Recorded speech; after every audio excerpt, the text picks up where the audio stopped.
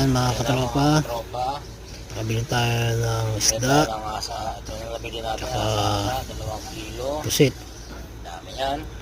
Yan pusit, naka-arrange na siya. Ayan ang ating lulutuin.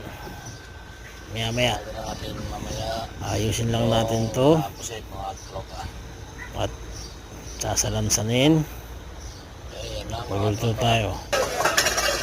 Yan na. Ginis natin ang sibuyas, bawang at paminta. Tapos natin sangkot siya ang mga sibuyas. Ilalagay na natin ang puset. Yan mga katropa, puset. Halo-halo lang natin yan. Kulan at ayos na, goods na mga katropa.